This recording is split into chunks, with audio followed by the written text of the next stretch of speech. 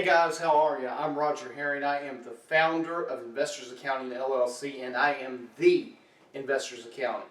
Welcome to this segment of Ask Roger. This is where you guys get to ask me a question about accounting or tax here in the investment world. I get different questions from time to time, and this same question comes up at least once every other year.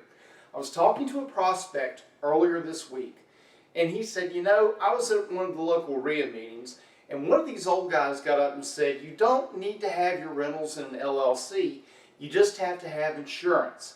What do you think about that?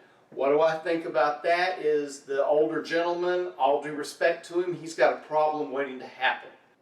When you talk about protection or asset protection, I think that there are 4 levels to protecting yourself. First off, let me tell you, I would never hold myself out to the public without at least the shelter of an LLC to protect me, because I am trying to protect what I own personally from what I own as a business. Now, what are my 4 levels of protection?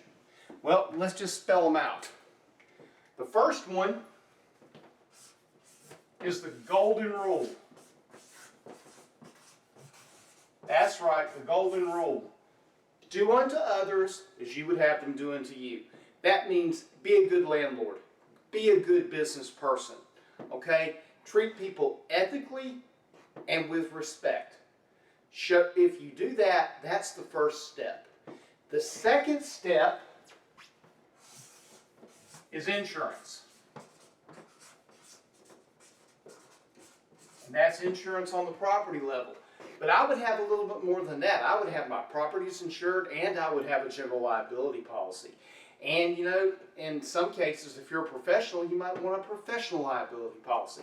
It just depends on what your insurance broker would tell you. The question was, can I just have insurance? Well, you could. The problem is there are things that insurance doesn't cover. I mean, how many of y'all honestly have actually sat down and read and understood your insurance policy? Will it cover everything? Here's a little hint. A lot of times, it won't cover the property if it's vacant longer than a couple of weeks. So they're surprised that insurance doesn't pay off. They're holding their hand out to you if something goes wrong. Okay? Your third level of protection, number 3, that's your LLC, your limited liability company.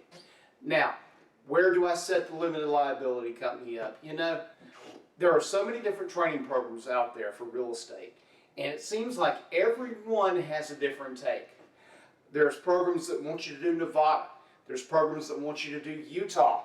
There's programs that want Wyoming, and there's still programs that want Delaware. The problem is these guys are making a lot of money off of those LLCs setting them up in another state. And when you're just starting out, and you don't have a lot of assets and you don't have a lot of cash flow, does it really make sense to be spending $1,500 to $2,500 to set up LLCs and then $800 plus per year to maintain them? To me, it doesn't. I always tell people, form your LLC in the state that you're working in. When you have more assets down the road and you need to consolidate and you need more protection, you can always go and get those LLCs in Nevada or Wyoming or wherever when you need to. But not now, not in the beginning. Forming a state where you're working is my advice. The last thing, this is a personal umbrella. If they get through your LLC and start holding their hand out to you in a lawsuit, you better have a personal umbrella. But let me tell you something. Not all personal umbrellas are created equal, gang. Some umbrellas will cover businesses or business acts. Some of them won't. You better make sure you have got a good insurance broker. Note, I did not say agent. I said broker. A broker can go to any number of different companies out there. All right? Some places like Allstate or State Farm, for example, they're captive agents. They can only sell products from their company. So make sure that you're getting good service from your agent, all right, and listen to what they have to say. And by all means, read your policy. That's it for today. If you guys want to ask me a question, Shoot me a message on Facebook. You can email info@investorsaccounting.com, or you can put a comment right down here. And hey, be sure to like the video and click on follow. That way you won't miss any of our content. It's all free right here on YouTube. Until the next time, Roger out.